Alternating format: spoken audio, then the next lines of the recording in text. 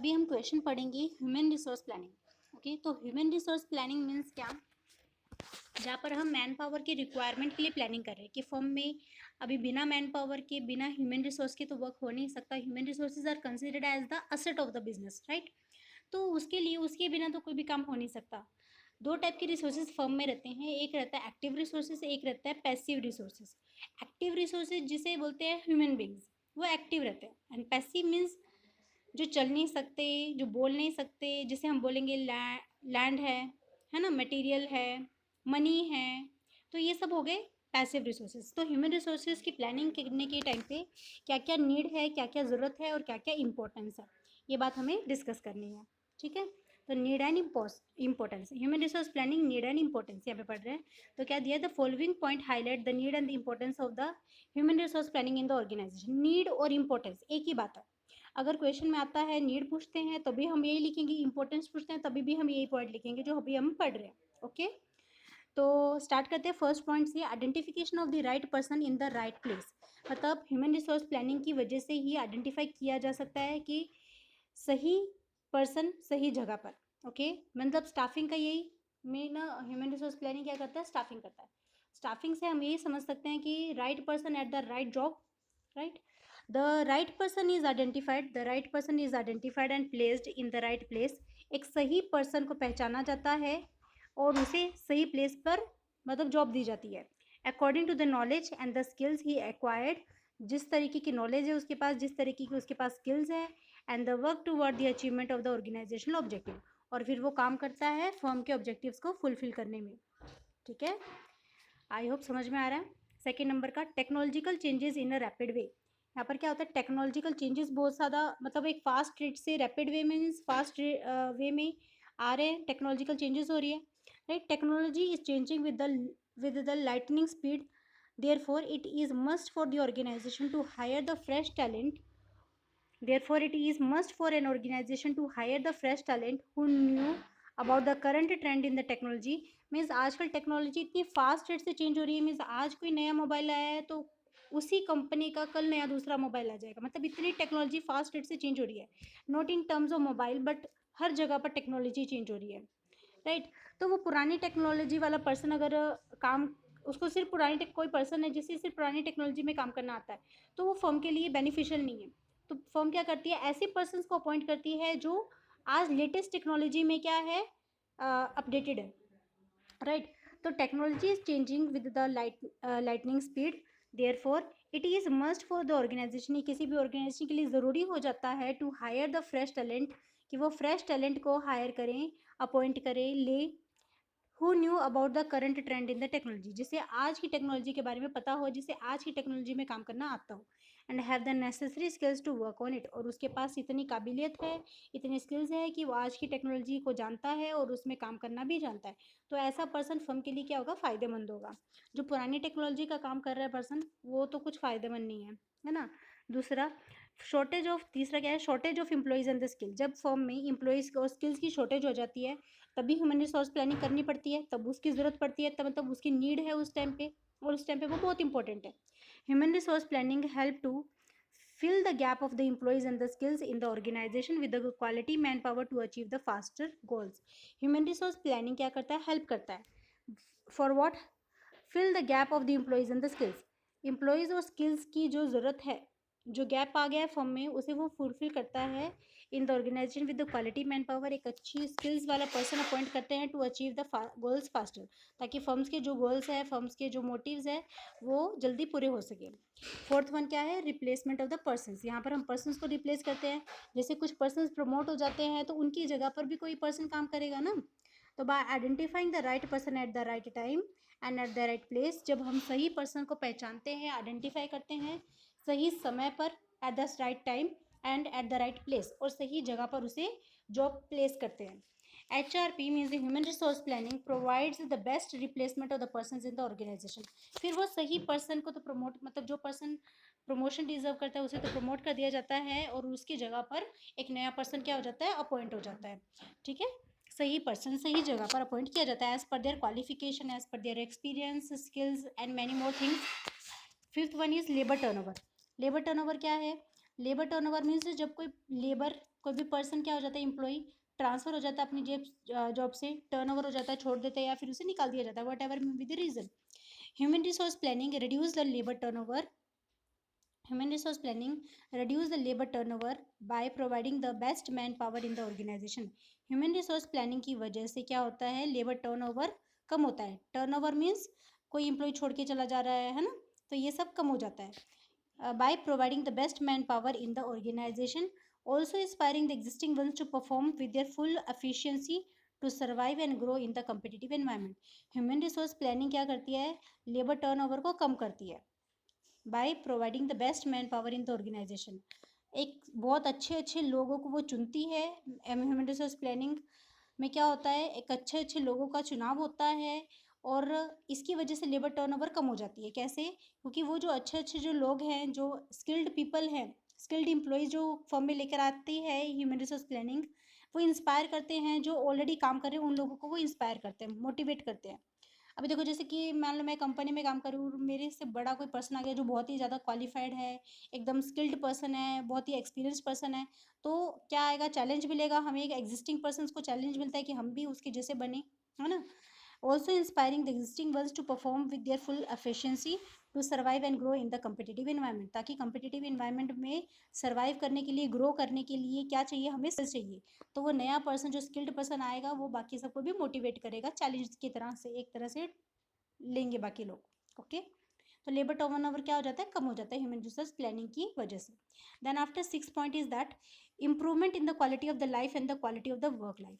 एक तो इनके लोगों की ज़िंदगी में इम्प्रूवमेंट होती है ना, improvement in the quality of life, life की क्वालिटी में इम्प्रूवमेंट होती है. दूसरा, वर्क लाइफ क्वालिटी, मतलब quality of the work life, जो वर्क चल रहा है उसकी भी क्वालिटी लाइफ इम्प्रूव होती है ना.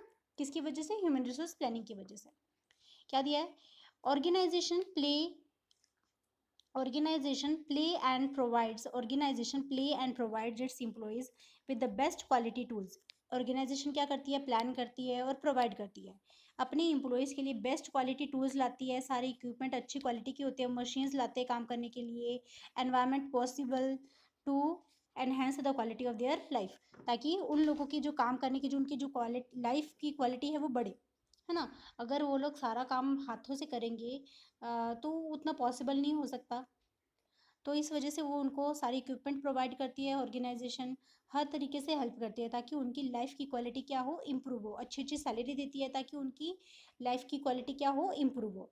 With the help of the human resource planning की मदद से organisations do it for their employees. Organisation ये किसके लिए करते हैं, अपने एम्प्लॉयज़ के लिए करते हैं.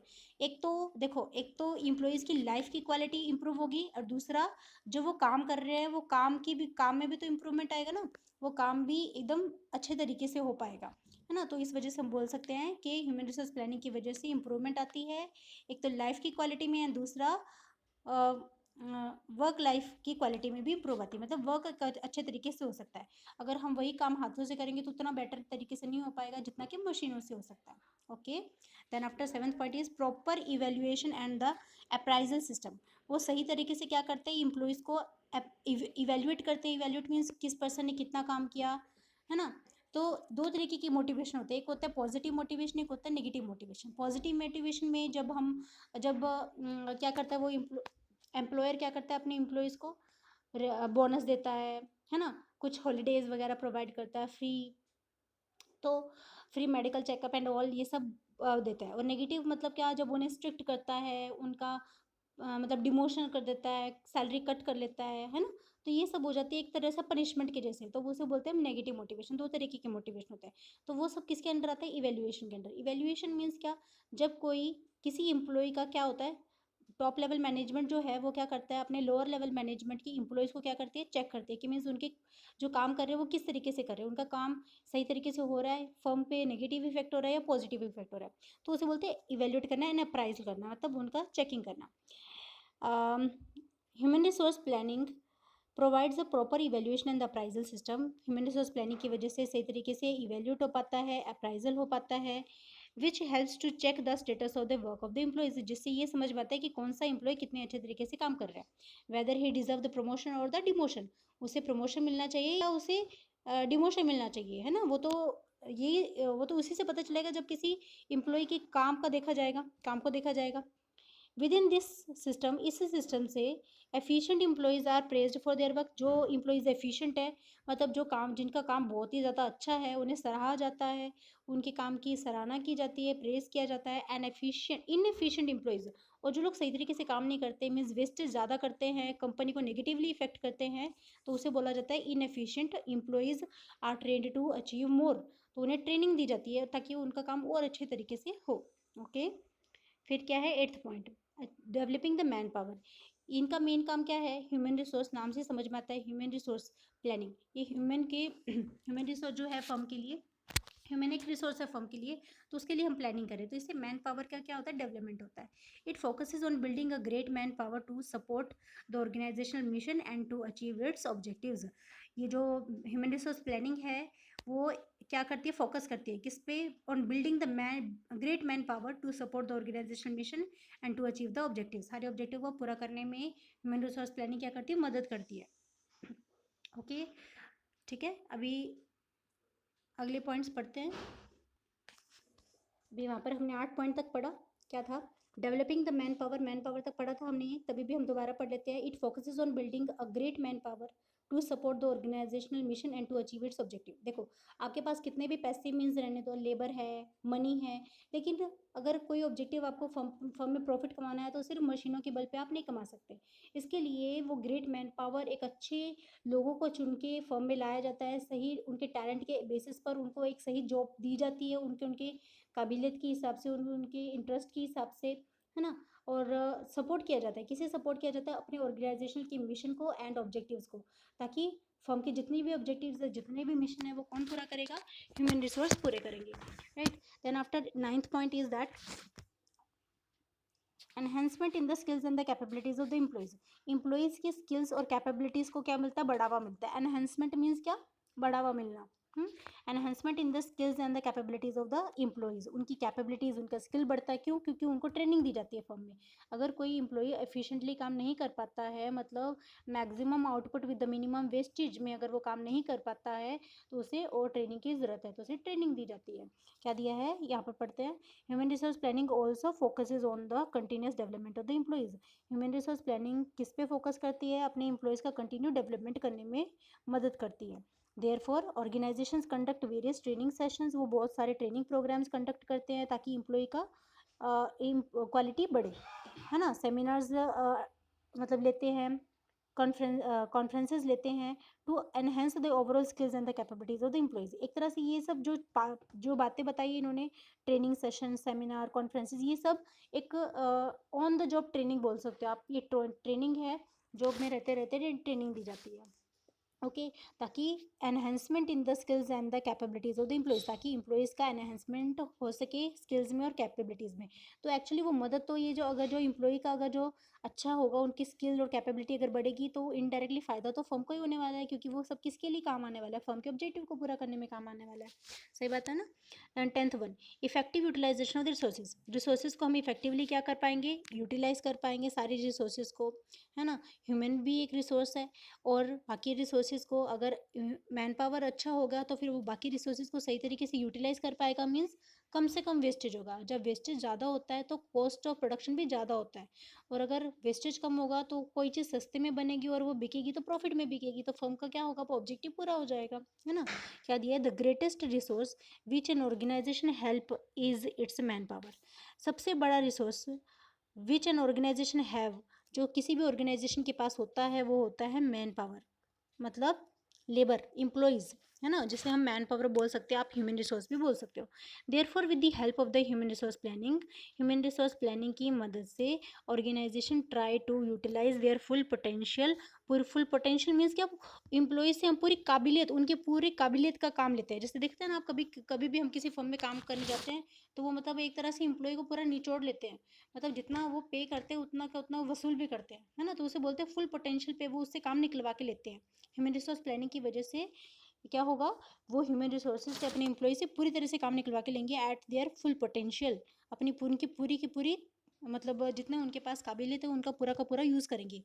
Therefore, with the help of the human resource planning, organization try to utilize their full potential toward its goals and develop them as an asset for the future requirement of the organization. क्या किया जाता है, उनकी पूरी काबिलियत से उनको काम लिया जाता है, गोल पूरे की जाती है फर्म के, वो फर्म के लिए एक वो डेवलप किया जाता है, उनको ट्रेनिंग वगैरह दे के, जो कि एक असेट बन जाता है, एक प्रॉपर्टी बन जाती है फर्म के लिए for the future requirement of the organisation, जो किसी भी ऑर्गेनाइजेशन को प्रेजेंटली भी और फ्यूचर में भी काम आती है, ताकि उनके ऑब्जेक्टिव तो वही पूरे कर पाते हैं. Okay, 11th point, increased efficiency in the effectiveness of the employees. इससे एम्प्लॉय की इफिशियंसी भी बढ़ती है और इफेक्टिवनेस भी बढ़ती है. पहले तो सबसे पहले दोनों का मतलब पता होना चाहिए, इफिशियंसी किसे बोलते हैं, इफेक्टिवनेस किसे बोलते हैं. इफिशियंसी मतलब जब कोई एम्प्लॉई कम से कम वेस्टेज में, वेस्टेज मतलब किसी भी चीज़ का वेस्टेज, मटेरियल का वेस्टेज, टाइम का वेस्टेज, है ना, किसी भी चीज़ का वेस्टेज ना हो के ज़्यादा से ज़्यादा आउटपुट मिल रहा है, तो उसे बोला जाता है एफिशिएंसी. हाँ, मतलब उसका वर्क कैसा रहेगा, इफ़िशिएंट रहेगा, है ना, उसका काम करने का तरीका क्या है, इफ़िशिएंसी वो से वो काम कर रहा है. इफ़ेक्टिवनेस मतलब बहुत इफेक्टिव, एकदम उसका इफेक्ट कैसा हो रहा है, इफेक्टिव है, मतलब फर्म पे एक पॉजिटिव इफेक्ट हो रहा है, तो उसे बोलते हैं इफेक्टिवनेस. ओके, ठीक है. इफ़िशिएंसी मतलब इफेक्टिवनेस मतलब कम से कम वेस्टेज में मैक्सिमम आउटपुट, और इफेक्टिवनेस मतलब जो फर्म को पॉजिटिवली इफेक्ट करता है.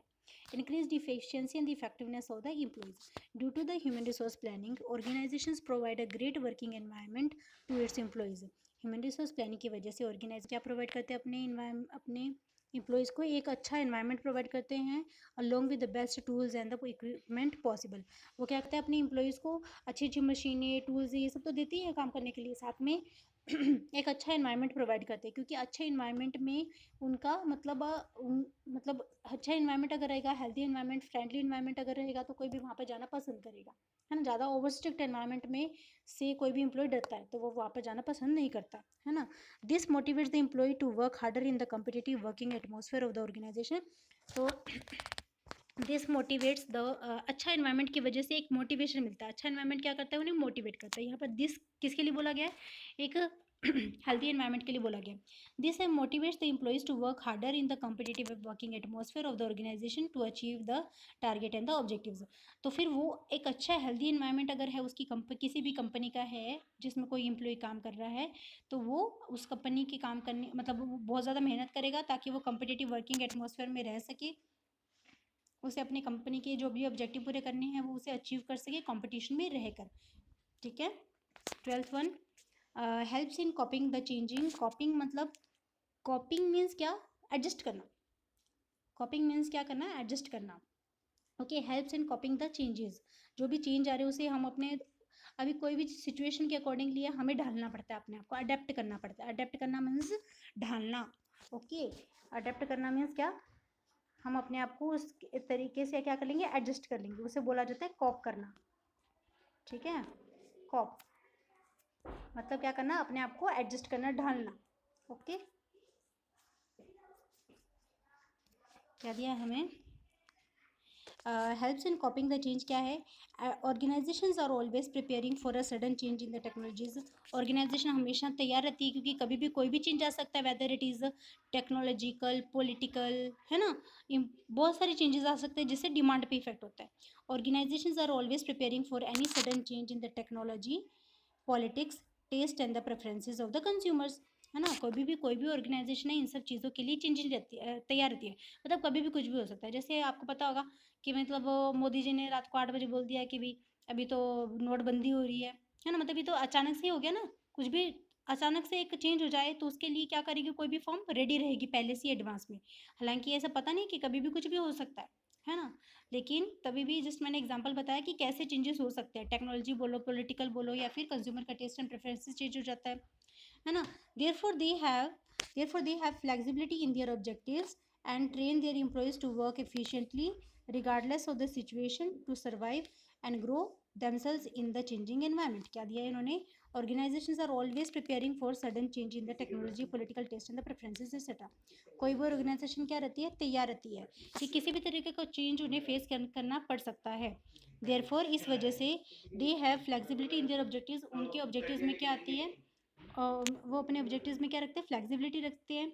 मतलब थोड़ा सा सिचुएशन के अकॉर्डिंगली थोड़ा सा वो प्लान बना के रखते हैं, पहले से प्लानिंग में थोड़ा स्पेस रखते हैं, ताकि कोई भी चेंज करना पड़े तो वो कर सके. इतना रिजिड प्लान उनका नहीं रहता। And train their employee to work efficiently, और वो अपने एम्प्लॉय को टाइम टू टाइम ट्रेनिंग देते रहते हैं ताकि वो लोग इफिशिएंटली काम कर सके।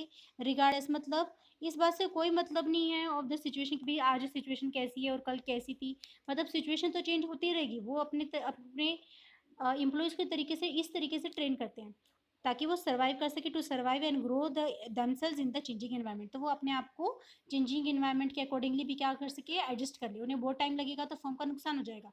इसके लिए वो हमेशा अपने एम्प्लॉयज़ को इस तरीके से ट्रेनिंग देते हैं कि उन्हें कभी भी एडजस्ट करना पड़ सकता है with the changing environment. Okay, 13 point क्या है, 13th, enhancement of the organisational growth and the development. अभी किसी भी ऑर्गेनाइजेशन की ग्रोथ और डेवलपमेंट का एनहेंसमेंट करना मतलब बढ़ावा देना। ग्रोथ बढ़ेगी, डेवलपमेंट बढ़ेगी, तो ये भी तभी तो वो बिजनेस किसके लिए सेटअप हुआ है, इसी के लिए सेटअप हुआ है ना, ताकि बढ़ने के लिए तो सेटअप हुआ है। क्या दिया है, if the quality of the employees and their work is improving continuously. अगर किसी एम्प्लॉय की if the quality of the employees, अगर किसी एम्प्लॉय की quality, if the quality of the employees and their work is improving continuously, अगर किसी employ की quality बढ़ रही है और उसकी काम करने की क्षमता भी बढ़ रही है, the organisation will itself now up on the ladder of the success. तो फिर वो फर्म गारंटी सक्सेस के रास्ते पर है ना, सक्सेस की सीढ़ियों पर है। अगर कोई एम्प्लॉई अच्छे तरीके से काम कर रहा है, उसकी खुद की क्वालिटी बढ़ रही है और उसके काम करने की काबिलियत बढ़ रही है with the help of the training and many many more training programmes, तो फिर organisation will itself move on the ladder of the success. तो फिर वो ऑर्गेनाइजेशन किधर होगा, मतलब सफलता की सीढ़ियों पे चढ़ेगा।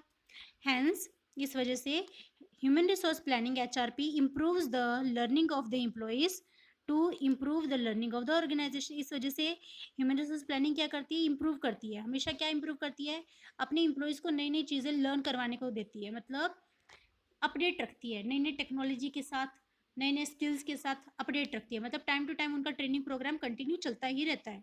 ठीक है, human resource planning improves the learning of the employees to improve the earning of the organisation, ताकि जब एम्प्लॉयज़ का लर्निंग बेटर होगा तभी तो फर्म का अर्निंग बेटर होगा, है ना। लर्निंग विल मेक अर्निंग, है ना, and make the organisation grow in the competitive market.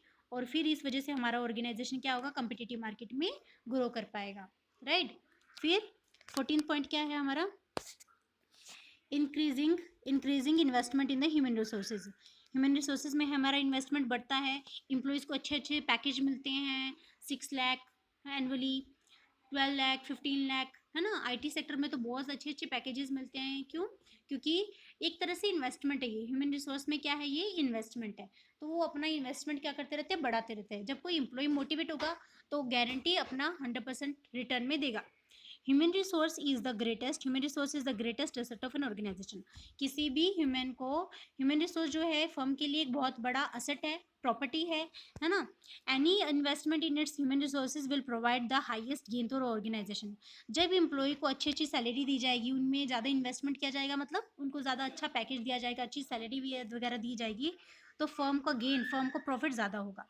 Therefore इस वजह से organisations invest heavy amount on the human resource planning. इस वजह से फर्म क्या करती है, बहुत अच्छे अच्छे, बहुत ज़्यादा हैवीली इन्वेस्ट करती है। हैवीली इन्वेस्ट करती है मतलब बहुत अच्छा अच्छा पैकेज देती है एम्प्लॉयज़ को, है ना, ताकि वो लोग क्या रहे, सेटिस्फाइड रहे, मोटिवेटेड रहे, एनकरेज रहे, और वो फर्म को रिटर्न में उतना ही काम करके दे और फर्म का भी उतना ही प्रॉफिट हो।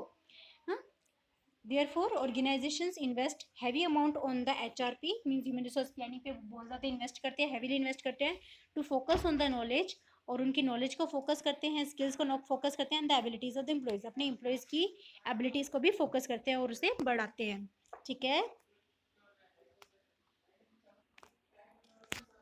यहाँ पर क्या है 15 नंबर का, assessing the future personal needs. यहाँ पर क्या होता है, assessing the future personal needs. Employee की क्या होती है, हम असेस करते हैं कि फ्यूचर में पर्सनल मीन्स क्या, पर्सनल और पर्सनल में दो फर्क है। पर्सनल मीन्स हमारा खुद का, लेकिन पर्सनल मीन्स क्या, man power. Okay, assessing the future personal need, मतलब हम ये पहले से ह्यूमन रिसोर्स प्लानिंग की वजह से हम ये बात पहले ही पता कर लेते हैं, ह्यूमन रिसोर्स प्लानिंग की मदद से हम ये बात पहले ही पता कर लेते हैं कि फ्यूचर में जो हमें मैन पावर की रिक्वायरमेंट है वो कितनी होगी। असेस करना मतलब अनुमान लगाना, लेकिन सही तरीके से अनुमान लगाना है, ऐसे कुछ भी गेस नहीं करना। ओके, सही तरीके से फोरकास्टिंग करना है, मतलब दूर दृष्टि रख के सोचना है। बहुत सारे स्टैटिस्टिक्स के बेसिस पर हम ये बात गेस करते हैं कि भाई हमें इतने इतने लोगों की ज़रूरत रहेगी, इतने इतने मैन पावर की, इतने इतने पर्सनल की ज़रूरत रहेगी। पर्सनल मीन्स यहाँ पर क्या है, man power. Okay, whether it is a surplus labour और अ लेबर शॉर्टेज। देखो सरप्लस मतलब बहुत ज़्यादा लेबर है, और लेबर शॉर्टेज मतलब तुम्हारे पास कम शॉर्टेज, मतलब शॉर्टेज है, लेबर कम है। तो it gives a picture of the defective planning. तो मतलब ये प्लानिंग क्या हुआ, सही प्लानिंग है क्या, या तो बहुत ही ज़्यादा ज़रूरत से ज़्यादा इंप्लॉइज आपके फर्म में, या फिर ज़रूरत से कम है ना। जितनी ज़रूरत है उतने होने चाहिए ना, अगर ज़्यादा भी है या फिर कम है ज़रूरत से लेबर, तो वो एक डिफेक्टिव प्लानिंग का एक पार्ट हो जाता है, मतलब प्लानिंग सही नहीं है ऐसा बोलते हैं। It gives a picture of the defective planning और the absence of the planning in an organisation. मतलब प्लानिंग की कमी है, या फिर जो प्लानिंग है वो खराब प्लानिंग है ना। तभी तो या तो लेबर ज़्यादा है या तो लेबर कम है। A number of the organisations specially public sector, तो बहुत सारी ऑर्गेनाइजेशंस है, मेनली आप ये ध्यान में रखो कि पब्लिक सेक्टर है, public sector units in India are facing the problem of the surplus labour. मतलब वहाँ पर लेबर ज़्यादा है, जो पब्लिक सेक्टर कंपनीज है ना, तो वहाँ पर क्या है, लेबर ज़्यादा है। सरप्लस लेबर मतलब जितने लोगों की ज़रूरत है उससे ज़्यादा लोग वहाँ पे काम कर रहे हैं। मतलब आधे लोगों को वो क्या करेंगे, किसी टाइम पर आएगा, जैसे अभी लॉकडाउन आया, कोरोना का टाइम आया, तो उसे क्या कर देंगे, वो एक्स्ट्रा लोगों को निकाल देंगे, है ना। तो ये प्रॉब्लम हो जाती है बाद में फिर। It is the result of the surplus labour. Surplus labour की वजह से क्या रिजल्ट आ रहा है, क्या नुकसान हो रहा है, the companies later on suffer the schemes like the voluntary retirement schemes to eliminate the surplus staff. फिर वो लोग क्या करते हैं कि भाई वॉलेंटरी रिटायरमेंट स्कीम निकालते हैं बाद में, क्योंकि उनके पास बहुत सारा लेबर हो चुका है, उनके पास ज़्यादा इंप्लॉइज़ है काम करने के लिए, है ना। तो फिर वो लोग क्या करते हैं, ज़्यादा लेबर को ना रख के जितनी ज़रूरत है उतने लेबर को रखते हैं, और एक्स्ट्रा लोगों को वो एक ऑप्शन देते हैं कि भाई तुम लोग वॉलेंटरी, वॉलेंटरी मतलब अपनी इच्छा से रिटायर हो जाओ, रिटायरमेंट का स्कीम देते हैं टू एलिमिनेट, ताकि हटाया जा सके एक्स्ट्रा एक्स्ट्रा स्टाफ को, जो ज़्यादा एम्प्लॉयज़ है उन्हें क्या किया जा सके, हटाया जा सके। Thus it is better to plan well about employees in the advance. तो इससे बेटर क्या है कि पहले ही एडवांस में देख लो कि आपको कितने लोगों की ज़रूरत है, ना तो ज़्यादा लोगों की, ज़्यादा लोग चाहिए फर्म में, ना कम चाहिए, है ना। क्योंकि बाद में एट द एंड एम्प्लॉयज़ को भी प्रॉब्लम आएगा, फर्म को भी पेमेंट देने में प्रॉब्लम आएगा अगर एक्स्ट्रा कर रखा है तो। और ना ही लेबर शॉर्टेज होना चाहिए, क्योंकि जितने लोग चाहिए उतने तो काम करने के लिए चाहिए ना। देयर फोर थ्रू HRP, तो HRP मदद से, मतलब ह्यूमन रिसोर्स प्लानिंग की मदद से, one can ensure the employment of the proper number and the type of the personal. तो ह्यूमन रिसोर्स प्लानिंग की वजह से हम ये भी देख पाते हैं कि हमें किस जगह पर कितनी वैकेंसी है ना, कितने लोग चाहिए, एक जगह पर कितने लोग चाहिए, कितनी क्वांटिटी चाहिए और कैसी क्वालिटी चाहिए। तो हम ये सारी चीज़ें देख लेते हैं with the help of the human resource planning. Okay, फिर 16th पॉइंट क्या है, foundation for the other human resource management functions. जो ह्यूमन रिसोर्स प्लानिंग है वो एक तरह से बेस रहता है बाकी फंक्शंस के लिए। कोई भी काम कौन करता है, मैन पावर करता है ना। ये प्लानिंग का काम भी कौन करता है, मैन पावर ही करता है। तो ह्यूमन रिसोर्स प्लानिंग बाकी सारे फंक्शन के लिए एक फाउंडेशन, एक नींव के जैसे काम करता है, बेस के जैसे काम करता है। तो human resource planning is the first in the human resource management functions. Human resource planning सबसे पहला स्टेप रहता है ह्यूमन रिसोर्स मैनेजमेंट में। क्यों, क्योंकि जब ह्यूमन रिसोर्स ही नहीं रहेंगे, मैन पावर ही नहीं रहेगी, तो काम कौन करेगा। So human resource planning provides the essential information needed for the other human resource management function. तो बाकी फंक्शन तो बाद में होंगे, पहले तो ह्यूमन रिसोर्स प्लानिंग ये देखेगी कि भाई कितने कितने लोग चाहिए, कहाँ कहाँ पे वैकेंसी है, फिर न्यूज़पेपर में ऐड वगैरह दी जाएगी, है ना। तो फिर लोग अप्लाई करेंगे, ये सारा प्रोसीजर उसके बाद होगा। Human resource planning provide the essential information needed for the other management functions like the recruitment. Human resource management के बाकी function क्या क्या हैं, recruitment होगा, selection होगा, training होगा, development होगा and promotion होगा। तो मतलब मेन काम जो human resource planning का जो मेन काम है, भाई कहाँ पे कितने लोग चाहिए, कैसे लोग चाहिए, आपको क्या क्या क्वालिटी चाहिए उनमें, तो ये सब बातें कौन डिसाइड करता है, ह्यूमन रिसोर्स प्लानिंग डिसाइड करता है। और बाकी जो फंक्शंस है just like recruitment, selection, training, development and the promotion etcetera, तो बाद में के काम है ना। तो एक तरह से ये फाउंडेशन रहता है, मतलब नींव, नींव रहता है, नींव बनती है ह्यूमन रिसोर्स प्लानिंग, एक नींव है बाकी के फंक्शन के लिए, बाकी के ह्यूमन रिसोर्स मैनेजमेंट के फंक्शंस के लिए। ठीक है, समझ में आ रहा है ना। 17 नंबर का, कॉपिंग विद द चेंजेस, वही हम पहले भी पढ़ चुके हैं, ये पॉइंट आई थिंक रिपीट हुआ है यहाँ पे। कॉपिंग विद द चेंज मतलब वो क्या कर पाते हैं, चेंज कर पाते हैं, मतलब जो भी फर्म में जो भी चेंजेस आ रहे हैं, टेक्नोलॉजिकल, पॉलिटिकल, है ना, लीगल, तो वो सारे चेंजेस के साथ वो डील कर पाते हैं। वो उनको ट्रेनिंग इस तरीके से जाती है कि कभी भी फर्म में कैसा भी चेंज हो सकता है, तो वो हमेशा रेडी रहते हैं employees. Okay, changes in the business environment like the competition, technological, government guidelines, global market etc. bring changes in the nature of the job.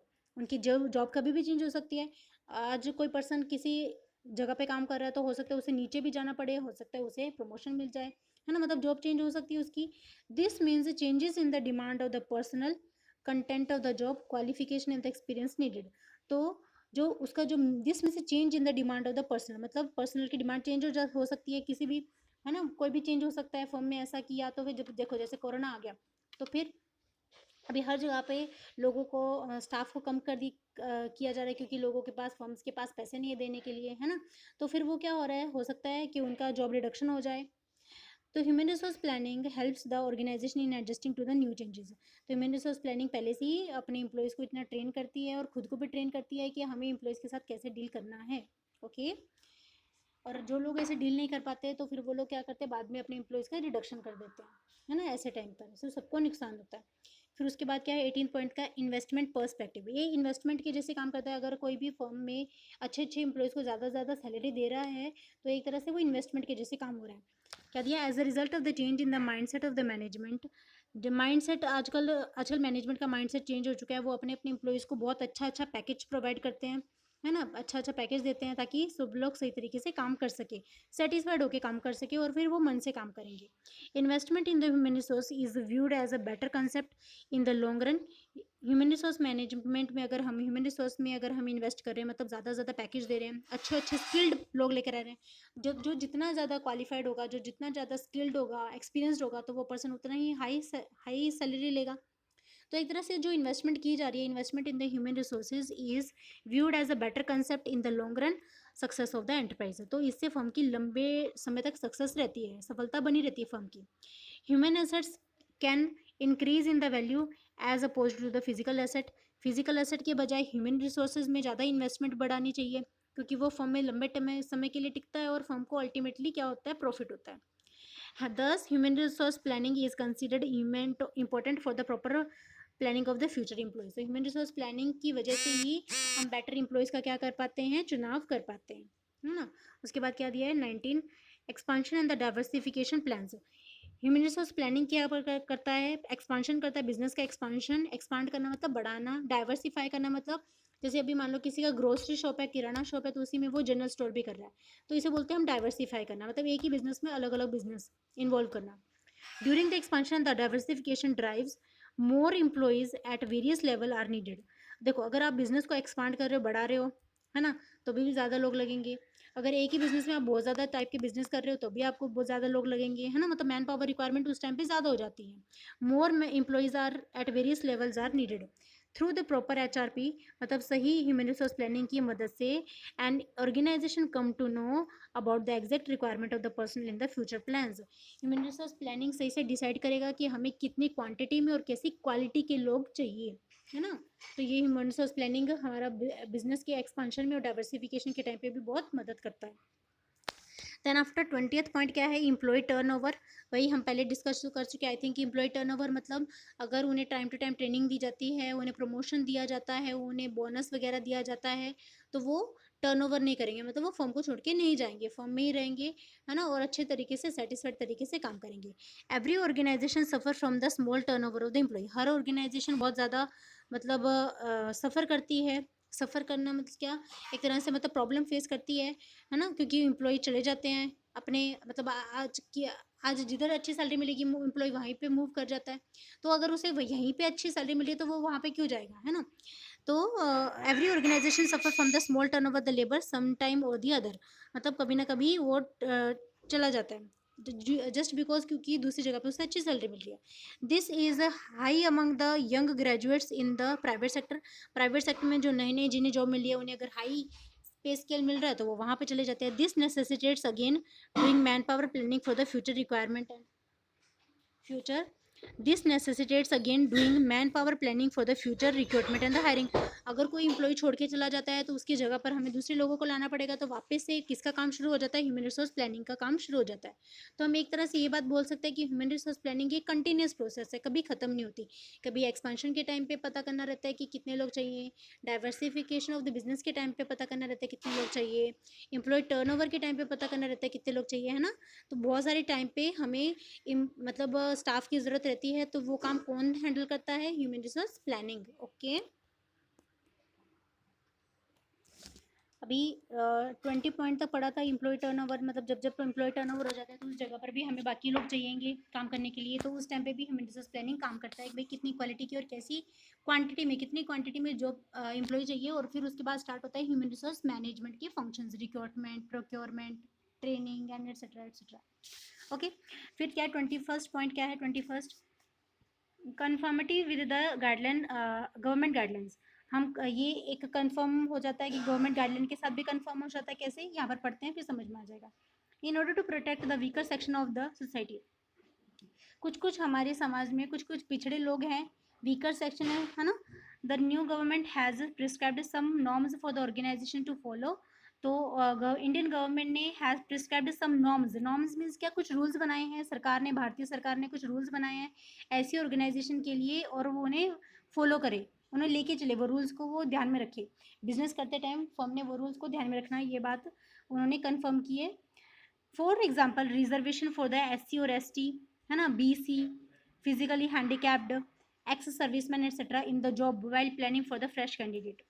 तो यहाँ पे सरकार ने क्या किया है, कुछ लोगों के लिए जो पिछड़े लोग हैं और उन्हें कोई मतलब लेना नहीं चाहता, तो उनके लिए सरकार ने क्या कर दिया, कुछ रूल्स बना दिए, मतलब रिजर्वेशन कर दिया उन लोगों के लिए। मतलब हर जगह पर किसी भी, whether it is a private sector और द पब्लिक सेक्टर, वहाँ पर ये सारी जो भी जॉब्स है वो क्या है, सुरक्षित है। हाँ, हालांकि ओपन कैटेगरी को बहुत नुकसान हो रहा है, लेकिन तभी भी उन लोगों के लिए ये जॉब क्या है, सुरक्षित है, क्योंकि पहले इन लोगों के साथ बहुत नाइंसाफ़ी हो रही थी, इन्हें किधर भी काम नहीं मिलता था।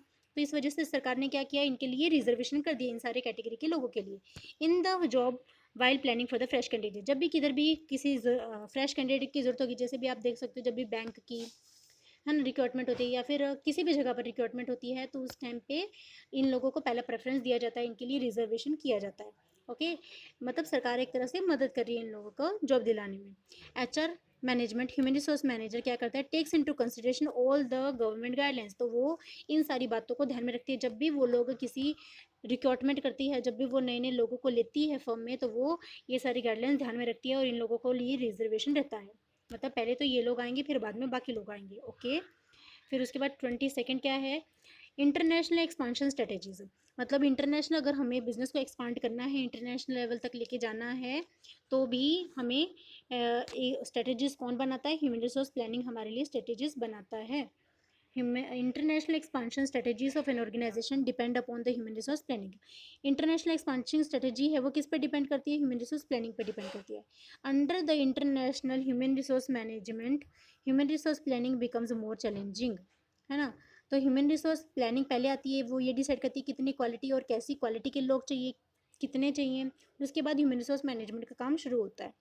An organization may want to fill the foreign subsidiaries key positions from its home country employees or from the host country or from the third country. All these demands very effective human resource planning.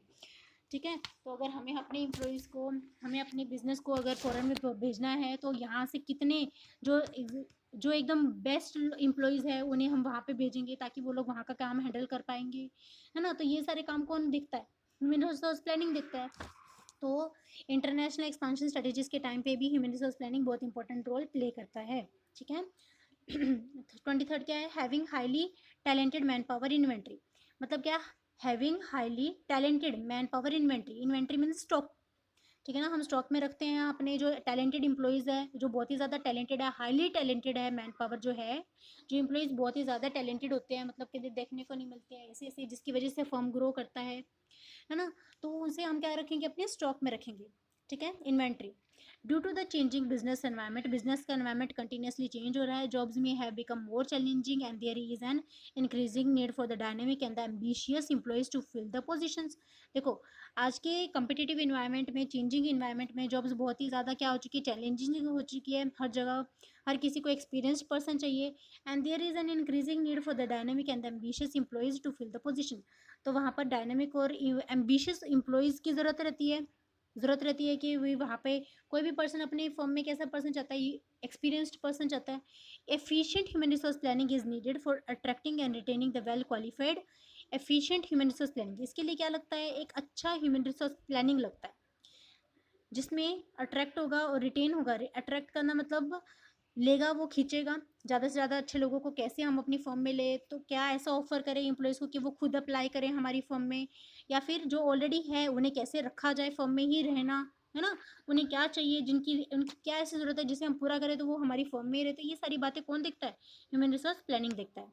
Retaining the well qualified highly skilled and the talented employees को रखा जाए firm में, या फिर अगर नहीं है तो उन्हें हायर कैसे किया जाए, मतलब कैसे उन्हें अपने फर्म में लिया जाए। ओके, 24th पॉइंट क्या है, key to the managerial functions. Human resource planning है वो है चाबी है, की है बाकी मैनेजरल फंक्शंस के लिए। ओके, अगर ये ह्यूमन रिसोर्स प्लानिंग का काम, अगर अपना काम अच्छे से हो जाता है, देन बाकी फंक्शंस मतलब बाकी फंक्शंस के लिए एक बेस रहता है ये प्लानिंग। आपको पता ही है मैनेजरल फंक्शंस में क्या क्या आता है, planning, organising, staffing, directing, coordinating, controlling, है ना, ये सारे फंक्शंस मैनेजरल फंक्शंस हैं। लेकिन इन्हें करेगा कौन, ऑब्वियसली मैन पावर करेगी, है ना। तो मैन पावर एक तरह से ये सबके लिए क्या है, एक चाबी है। Planning, organizing, leading, directing, controlling are the five managerial functions, हाँ, the need HR for their execution। देखो प्लानिंग करते टाइम कौन सोचेगा, किसका दिमाग लगेगा, कोई मशीन दिमाग लगाएगी क्या, नहीं ना, एम्प्लॉय लगाएगा, तो उस टाइम पे भी मैन पावर चाहिए। ऑर्गेनाइजिंग करते टाइम भी मैन पावर चाहिए। लीड मतलब ऑर्डर कौन देगा, मैन पावर देगा। डायरेक्ट कौन करेगा, अपने एम्प्लॉयज का रास्ता कौन दिखाएगा, मैन पावर दिखाएगा। कंट्रोल करने का काम कौन करेगा, मैन पावर ही करेगा। मतलब ये सारे फंक्शन वो हैं जिसमें मैन पावर की जरूरत है ना। इसे इम्प्लीमेंट, इसे फॉलो करने के लिए क्या लगेगा, मैन पावर लगेगी। Human resource helps in the accomplishment of these managerial activities effectively and efficiently. Therefore staffing becomes a key to all the managerial function. इस वजह से स्टाफिंग बहुत important, staffing becomes the key to all the managerial function. इस वजह से staffing सबके लिए, बाकी सारे फंक्शन के लिए एक बेस के जैसे काम करता है, एक की के जैसे काम करता है। ओके, 25th पॉइंट क्या है, एफिशिएंट यूटिलाइजेशन। मतलब सारे रिसोर्सेज को सही तरीके से यूटिलाइज काम करने का कौन करेगा, ह्यूमन रिसोर्स करेगा। बाकी जो मशीन्स है, मटेरियल है, उन्हें कौन सही तरीके से यूटिलाइज करेगा, ह्यूमन रिसोर्स। और ह्यूमन रिसोर्स किसकी वजह से आ पाता है, ह्यूमन रिसोर्स प्लानिंग की वजह से आ पाता है ना। With the emergence of the concept of the global village, मतलब हम पूरी दुनिया को एक बना रहे हैं, ऑल अंडर वन रूफ, पूरी दुनिया एक छत बन चुकी है ना। Handling the human resource efficiently has become an important function of the industry. तो किसी भी इंडस्ट्री का क्या इंपॉर्टेंट फंक्शन बन चुका है कि अपने ह्यूमन रिसोर्स को अच्छे से हैंडल करना, उन्हें फर्म में रखना, अच्छे अच्छे इंप्लॉयज़ को फर्म में रखना, और भी बाहर कोई अच्छे अच्छे इंप्लॉयज़ है तो उन्हें फर्म में लेना। Large organisations need huge human resource to execute their job effectively. बड़े बड़े जो फर्म्स हैं उन्हें ज़्यादा मैन पावर चाहिए ताकि उनका काम सही तरीके से हो पाए। As much the staffing function has emerged as a critical organisation process. इस वजह से स्टाफिंग फंक्शन क्या है, एक मतलब has emerged as a critical organisation function, एक बहुत ही इंपॉर्टेंट फंक्शन के जैसे वो सामने आता है। ठीक है।